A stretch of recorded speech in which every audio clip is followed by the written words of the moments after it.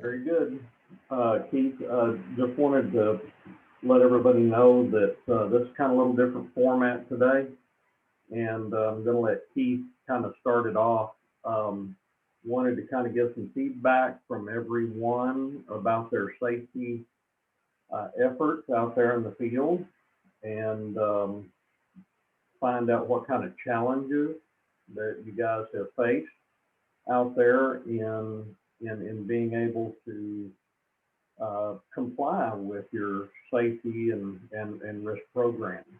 So I'll turn it over to Keith. Thank you, Jim. So yes, this is going to be we're going to start doing this, I would say probably twice a year that we have this open forum. I mean, basically you as the team out in the field and or in the office or myself venturing around and visiting these jobs, we do come across hurdles, whether it's the subcontractors, primarily the subcontractors, but they don't want to comply. And it's as far as simple things as PPE, even extension cords. As we all know that the rating of the cord needs to be at a certain gauge, which is 12 gauge or better. We're still finding those floating around that are 16 or 18 gauge. And unfortunately, those don't work anymore. So I just want to open this up for everybody to kind of discuss any issues, concerns they've had, things they've had out in the field. Like I say, this is different than a sales call meeting, project update meeting. This is something that goes beyond that because safety is our biggest echelon of the company. I mean, we have to look out for everybody, and sometimes it can be very daunting to double check, triple check after you've already caught somebody that's not complying. And it makes it daunting that for everybody. So I'd like to open this up for whoever would like to discuss anything. Keith, it's Nathan here. On my job site in particular, what I'm running into is that I have some people that are licensed to drive equipment, but a lot of my subs, they don't have any subs that are licensed to drive a piece of equipment. The other things are ladders. They all have to be a 300-pound, the orange ladder. They also have to have stickers. Making sure they're using the right ladders. And of course, you've been here for the last week and you've seen them try to sneak ladders in after they've been told not to use them. And the other thing that I'm coming across is when they do have extension cords plugged in, they're not using a GFCI, even after repeated times of me telling them to do that. So I just try to keep an eye on safety on my job site the whole time I'm here. Yes, sir. Now, if they're plugging into a receptacle inside the medical office that's GFI'd, that's plenty fine as Correct. well.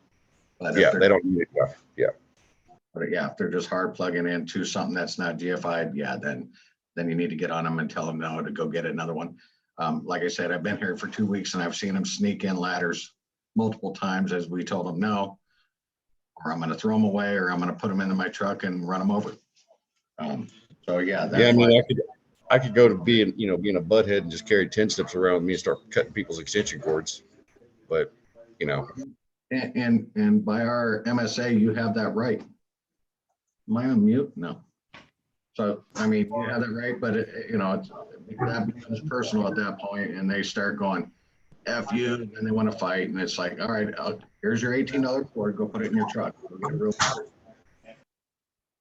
Absolutely.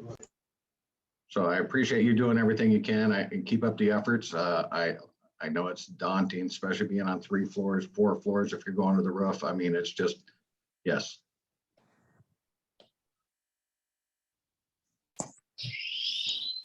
I appreciate it, Keith.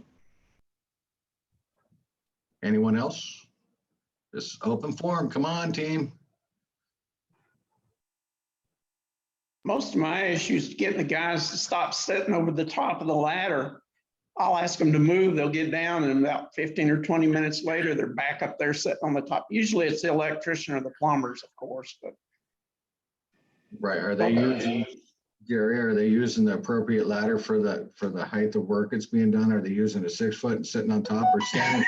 As you come No, around, it's just laziness more than anything. I mean, they're up there working, so they're working up at proper height and everything, but they'll get on that the top of the ladder instead of straddle it because it's comfortable. And they've been working up there for a long time.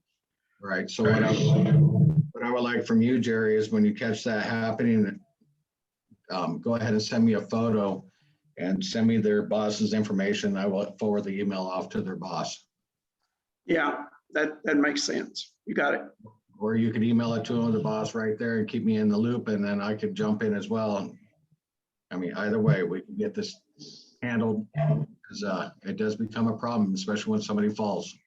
Yeah, that and yeah, I just don't want anybody hurt. Yes, sir.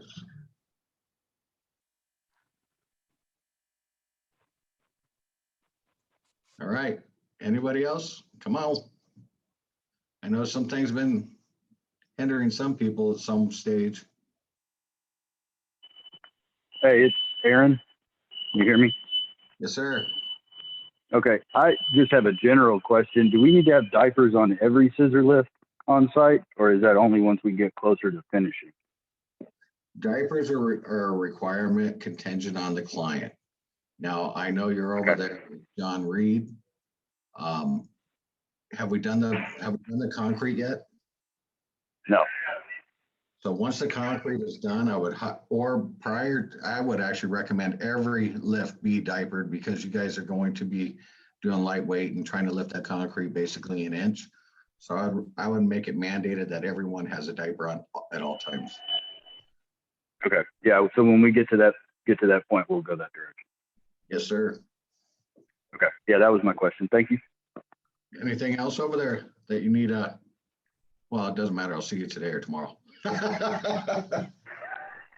Good deal. Yeah. The only other issue I've had is just running out of harnesses, so people having to wait to get a harness so they can go up and work. But Yes. we can work that out. Are you guys still working days or working nights? It's days now. Oh, good. So yeah, I mean, there's no rhyme or reason. If they're running out of harnesses, they could run over to Home Depot. I know when we did the Gold's Gyms in San Antonio, we cleared out 2 or 3 Home Depots of harnesses at the time. So Right. Yeah, everybody's got one that needs one now. Just right, readily slow available. down there for a little bit. And Keith, I think I have 6 or 7 of them there at the office inside those bins that are in the shop.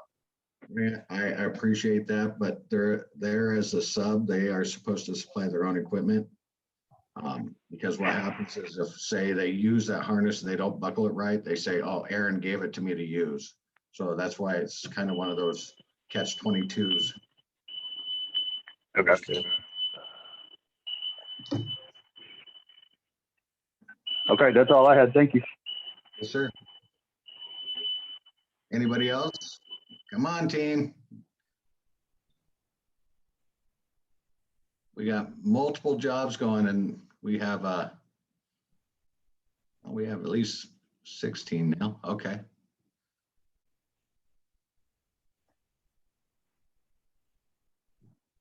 I had a question for you, Keith. It might be kind of something that you already went over, but I'm not 100% sure I got the exact answer that I was looking for.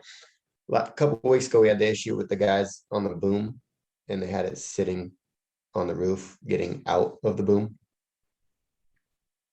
So they were traversing from the moops to the roof and then back to the moops. Right. For them to get off onto the roof when they set the bucket up on top. Now they need to strap themselves to the building, unstrap from the bucket to get to the building, and then strap to the bucket, unstrap from the building to re-enter the bucket. Yes and no. That is a sticky situation. I know I recall what you're speaking of, because a lot of times it is 4 stories and to get up that flight of stairs by bringing it down.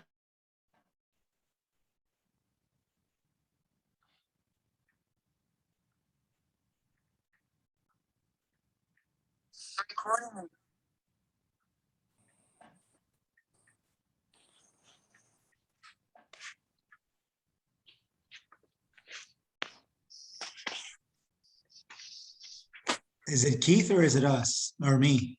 I think it's Keith. No, I think we lost Keith. Okay, just making sure.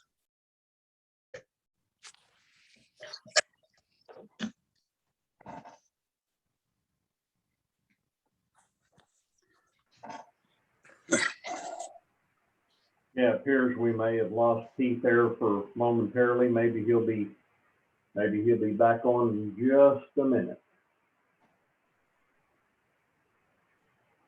Looks like he got logged off and probably gonna come back on here in a minute. There he is. I don't know what happened. Just kicked me off.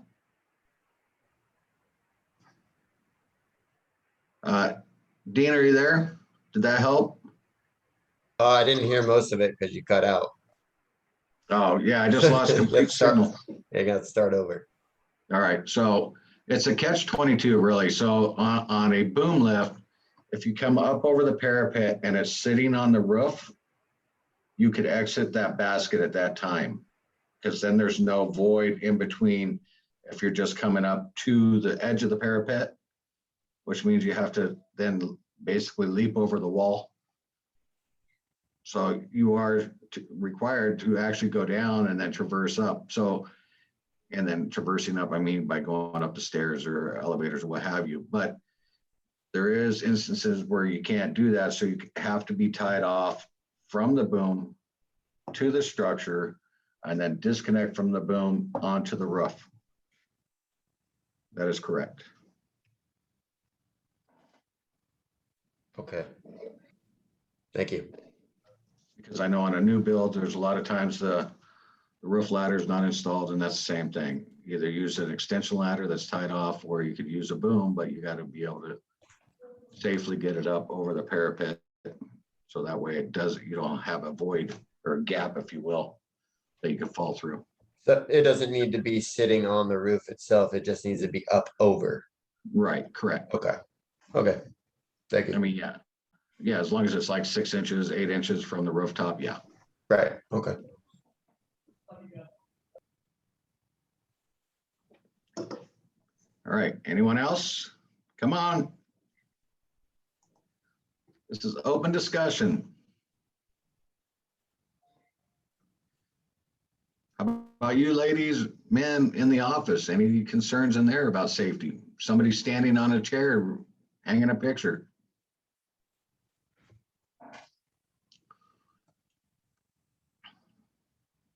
I've seen some people kind of not get up when they're sitting on the chair and they roll from one point to another and they trip. Well, they don't trip. I guess the wheel gets caught and boom, they're on the ground. Well, yeah, we've all been there. I don't know how that would. Hey, Jim, how would that fall under safety because they didn't want to get up?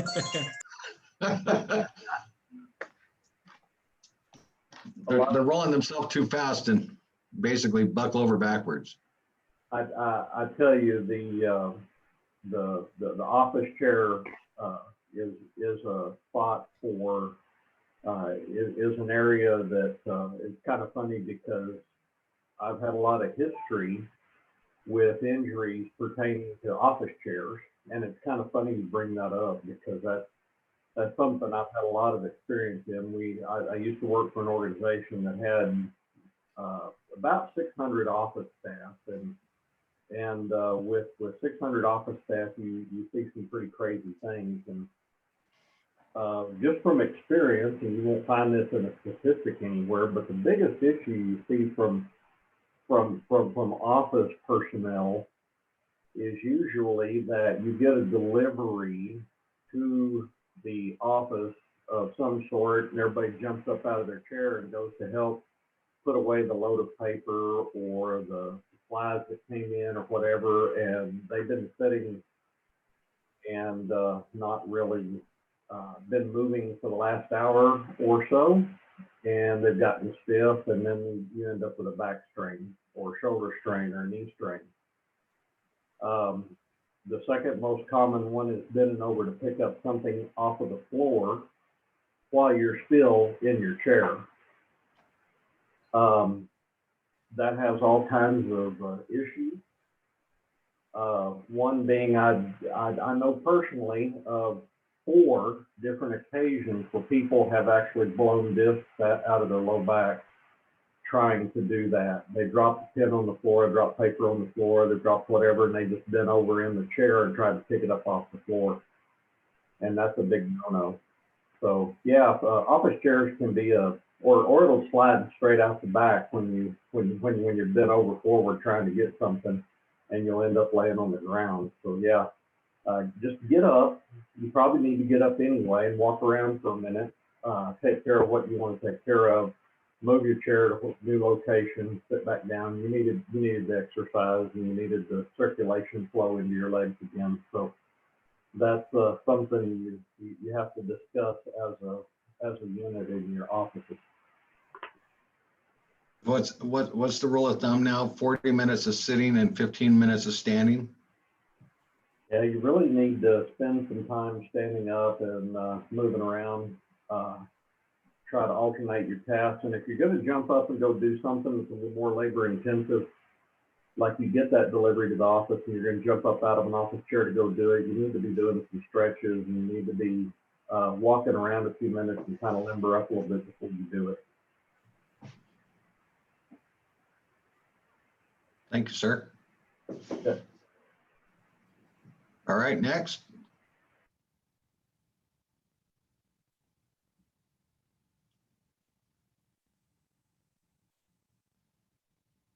Come on, anyone.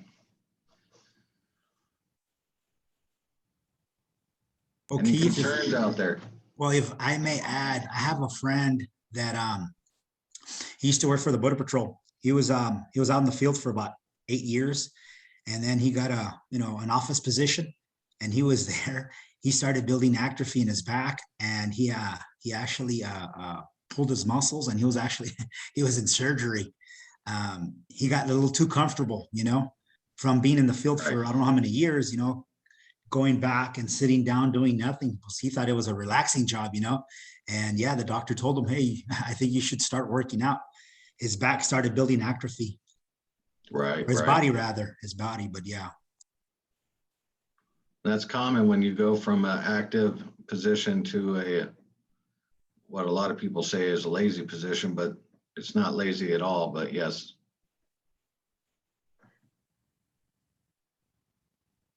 Thanks, David. Yes, sir. Any other concerns out there that El Paso might be throwing your way? None yet. I'll let you know. I'll let you know. But no, it's good. It's good. We're starting to get some work here, and yeah, it's good. Okay. Do you know if David was able to get on? Yes, as a matter of fact, he's there. Yes, he is, and so is Carlos. Along with I haven't seen Matt, but I did see Mr. Jim Hart. Yeah, I'm here, Keith. I'm here. Oh, good. I'm here. Yes. I made it too, Keith. All right, David. All right. So for some of you that are just joining, I mean, we've been going over a couple things and concerns that out there in the jobs that either been an issue or concern or a reoccurrence of the subcontractors or what have you. So we're just having an open discussion. Anybody could jump in if they have any concerns, or whether it's a concern or just a topic they'd like to bring up. What's ailing you? It's open. It's almost like open season, almost, well, what you Texans call dove season.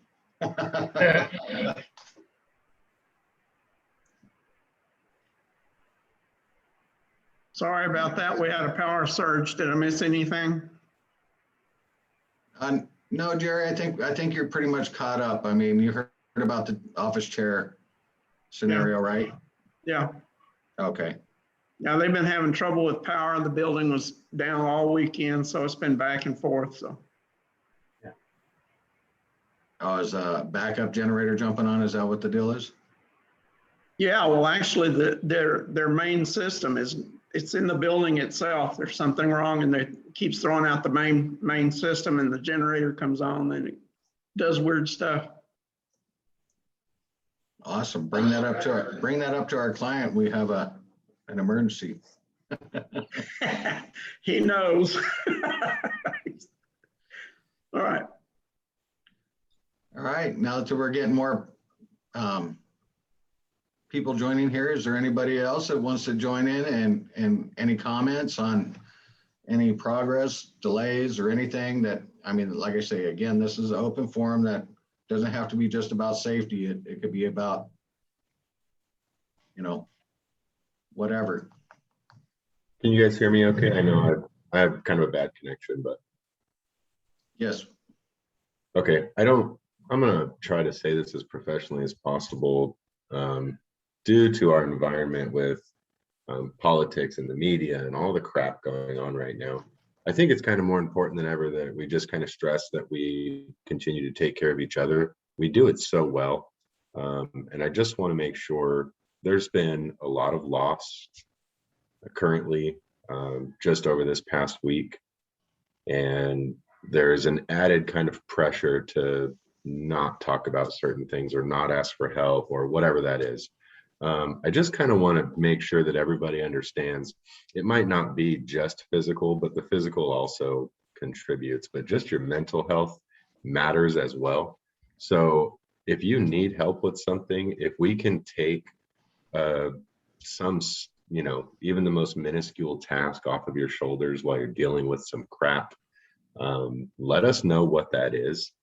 It might be as simple as you can't get to a grocery store. It might be as complicated as you need someone to drive to Missouri for you. I mean, we don't care what it is. If we can't help, we'll say no. And if we can help, you're going to feel so much better that you asked. Sometimes it's 5 minutes with your office closed. Sometimes it's a lot more than that. But whatever that is, I just want to make sure that we all understand that there's no expectation of how you handle things on a personal level. So talk about it when you need to talk about it. Becky can obviously be your first line of communication, and she can delegate out from there. If there's anything that you need, make sure that you're talking about it. That's pretty much all I wanted to say. Outside of that, I think everybody does a good job, but open forum means open forum. If you guys have something you want to talk about, you don't have to be right or wrong for the topic.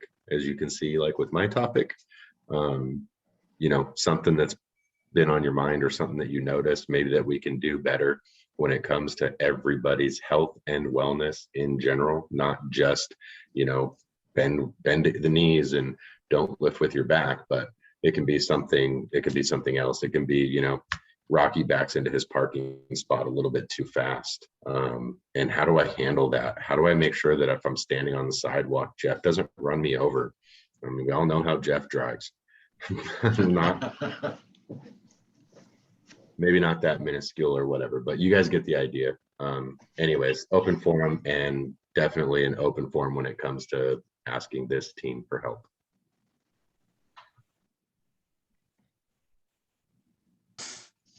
Paul, just to add a little bit to I guess to your topic. A few weeks back, one of my friends, his name is Eddie.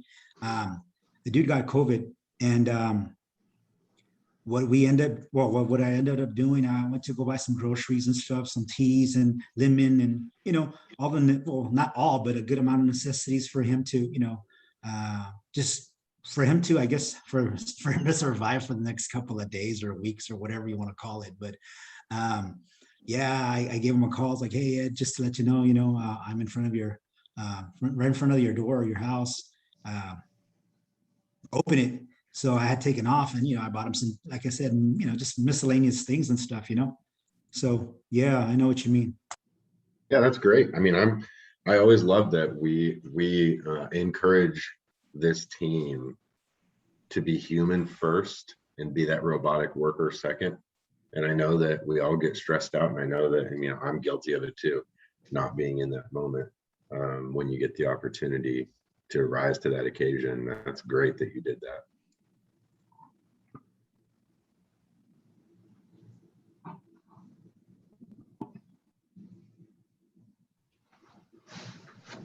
Has anyone noticed with the pace of our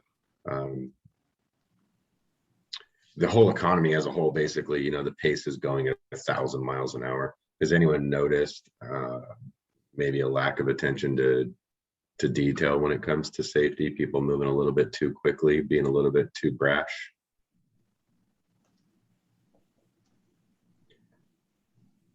I mean, me personally, I've seen it. We get in a hurry.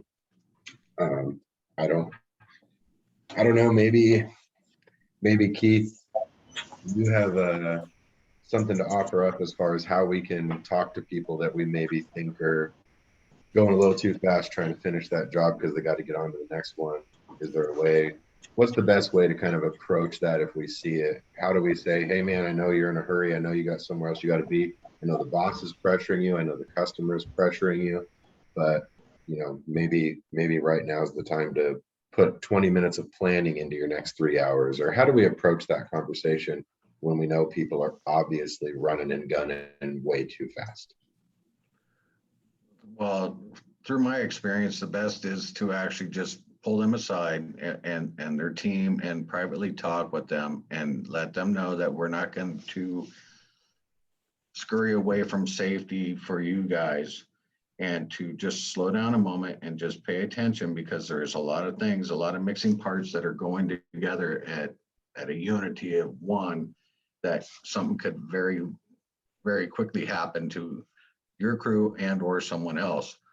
And a lot of times just taking them to the side and talking with them or their crew or their foreman, they actually understand, and they'll actually say, well, I had a bad weekend and it's kind of just pissing me off and bosses just ride me. And then that seems to help, because there again, they actually get that burden of that chip off their shoulder by just somebody asking the simple question, how you doing? Well, I think that was the key, that simple question part. How are you doing? It's the answer that gets me, We always talk about it when we're just kind of moseying around the office or doing our water cooler talk. We kind of poke fun at it, how the natural response is, oh, I'm good. How are you? Like if we're asking, maybe we do want to know. Right. Because a lot of times that's exactly what it is. They had a bad weekend, or family member sick, or again, their boss is just saying you're taking too long on doing this one task. And that could be, but the boss isn't asking what's wrong. So yeah, like I say, a lot of times it's just pulling a guy to the side and. Well, I'll input just a little bit here, Keith. In my experience, unfortunately, I've been in the position of handling situations where an employee has died on the job or severely injured. And I was the one that was investigating those.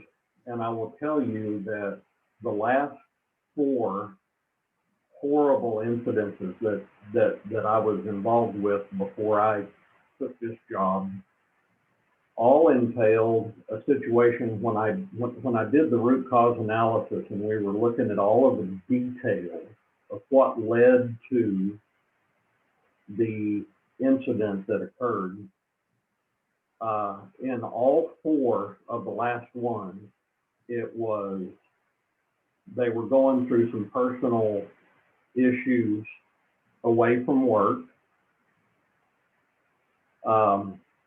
They were being rushed at the time and were under a lot of pressure. And either it was fairly close to a break time or very close to the end of shift.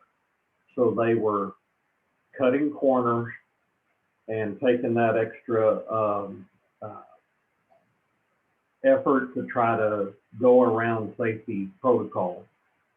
So I can't tell you how important it is that you're having this discussion about making sure that your employees are that their mind is on their work. And the personal struggles that a lot of folks are having over the last 18 months has been put a tremendous burden on a lot of folks from a lot of different perspectives.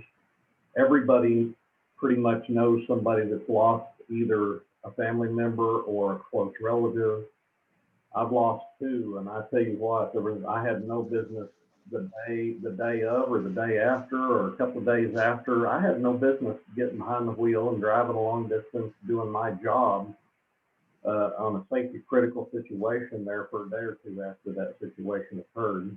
And being mindful of that, knowing you're not supposed to get into personal issues with folks, but they're under a lot of stress, something's going on, it's time to pull them aside and have that discussion. So it's been a tough last year and a half and almost 2 years. And I tell you, stay vigilant on that, because every situation that I encountered had an element of that going on. So it's very important to have this discussion and for your supervisors to be aware that that is a common thread throughout real horrible incidences that occur at work.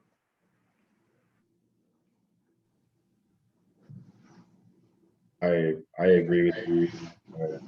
And I feel for you having to, go through those experiences and the job that you do and how difficult that is. And then bringing the personal side into that, and everything draws everything draws a memory, everything draws a feeling.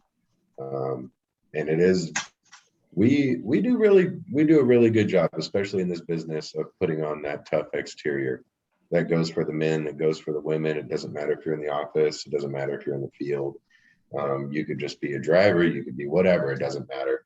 We just have a tendency to put on that tough exterior where we go, nope, I'm going to be just fine. I'm fine. I can do my job. We like to think that it's an escape to go bury yourself in your work. And for some people that works and they can function well. And for some people it doesn't. But if we notice that somebody, needs a pat on the back, let's give them that. Sometimes that is all it takes. But trying to recognize it, trying to be empathetic and trying to know your surroundings, right? Know the people around you. We always want to have a close personal relationship with each other. At this company, we don't want anyone to feel like they're removed. And it's very difficult. And like I said, there's added tension because of the media and the politics and everything that goes behind our whole situation right now. Who's at fault for the material shortages, yada, yada. And it goes on and on. It doesn't matter. All of that doesn't matter when we allow ourselves to be human and ask for help. So you can put all that aside. We know what everyone's opinions are of, different situations. I'm trying to speak pretty vaguely.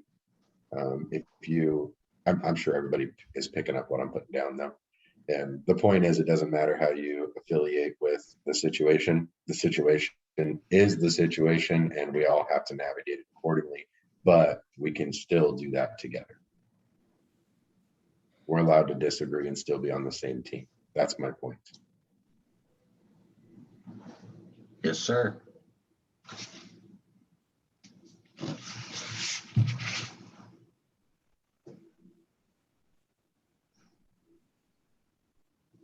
All right, team, is there anybody else out there that has any concerns or questions or ideas, anything?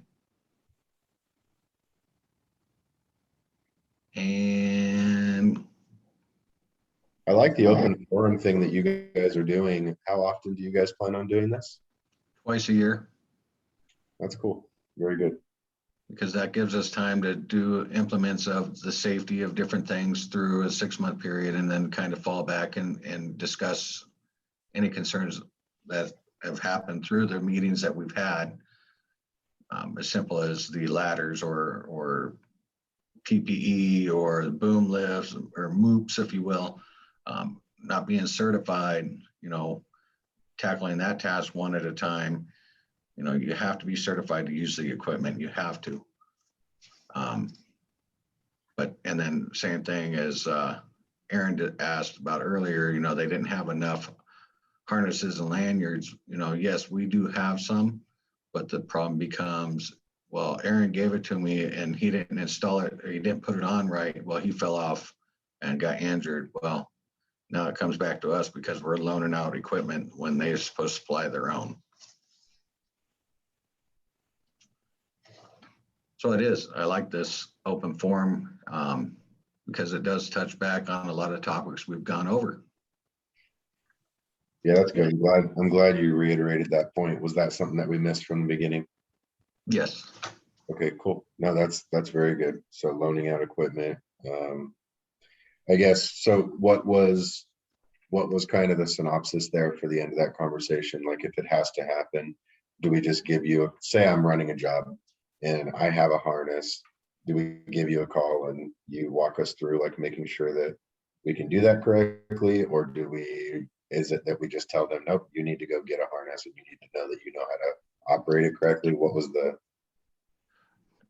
synopsis is they're supposed to supply their own, so they would have to run down and get their own piece of equipment. I mean, that's a simple Okay. fact of us having a scissor lift, and then we say, no, you can't use it, but we'll let you use it this one time, and then they run through the wall. Well, I think the other aspect of that was they have to go get a harness, but they also need to know how to put it on properly. So somebody's going to need to instruct them on how to do that as well.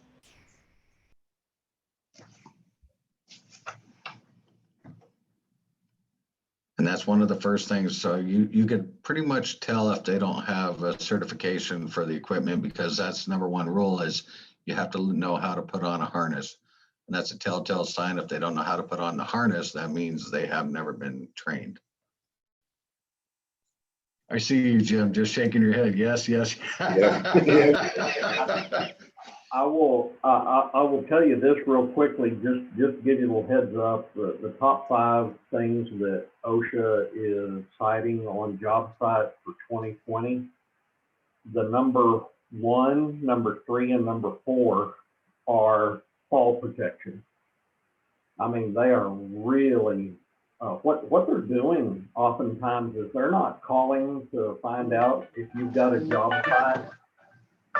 You know, do you have a job site out there that we can go look at? They're not doing that. They're driving around looking for job sites with people up on the tops of the buildings without the proper fall protection. They're using binoculars and they're watching. This happened recently in Lubbock. I know it's happened in Midland, Odessa area, and some other areas south.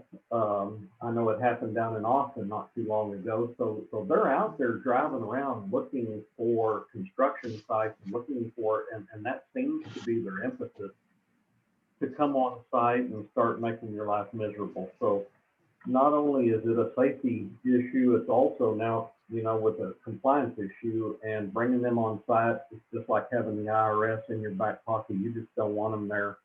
No telling what they might find. So having OSHA on site and picking through your stuff, if you're staying on top of your contractors, making sure that they're wearing their fall protection, they're doing it right, it's important. It's one of those things to help keep OSHA off your job site. So I just wanted to interject that. And Jim, I thank you for that, because actually a project I was doing in Santa Barbara, I kind of became friends with the building official inspector.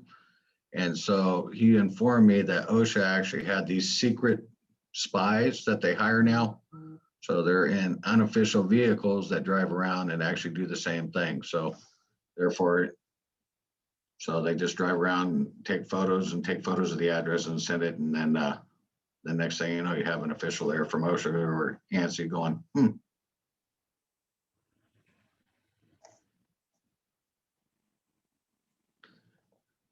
Yeah, that's great. That's great information. And then leading obviously by example. Superintendents are first line of defense, and they're our first line toward our safety culture for sure. I mean, the amount of the benefit that we get from having the quality superintendents that we have who are willing to take that role and lead by example is enormous.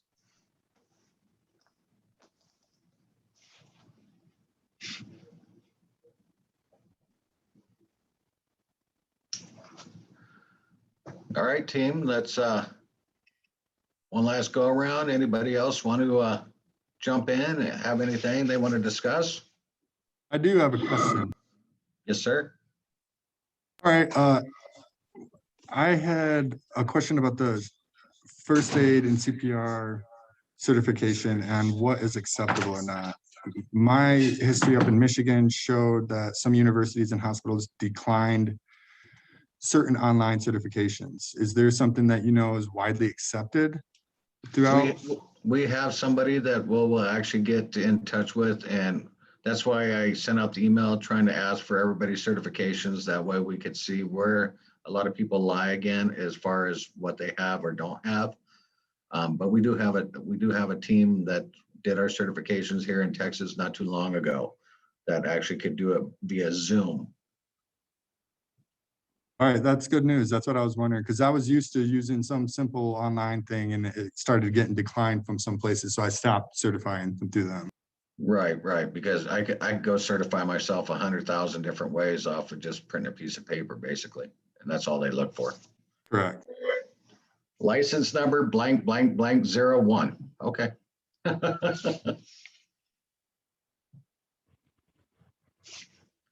gonna do that just so I can be number one at something. Easy peasy. Right. Cool. Well, that's great. Good question. Awesome. Get with Keith. And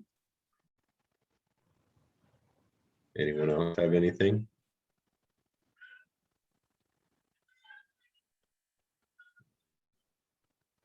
Can we get a schedule for Keith's flight plans? No.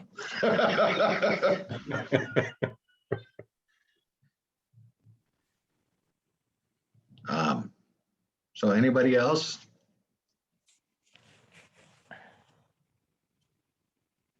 I mean, like I mentioned in the beginning of this is, it's up and beyond our service calls, project updates, sales calls, client calls. This is something that we could all just discuss anything that, anything.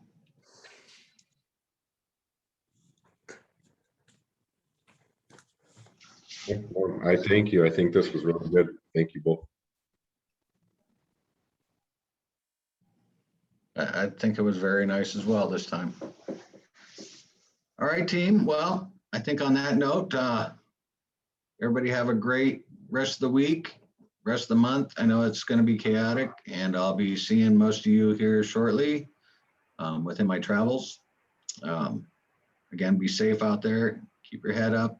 Have any questions, concerns, you can reach me, Paul, Rebecca, need a shoulder, call Rebecca. No, I'm kidding. But please, it is very chaotic and there's a lot of troubles out there right now. And, just that extra just reaching out to somebody and somebody saying, you're right. It's okay. It's okay to feel that way. So on that note, thank you, team. Paul, would you like to say anything before we all get off? I'm good.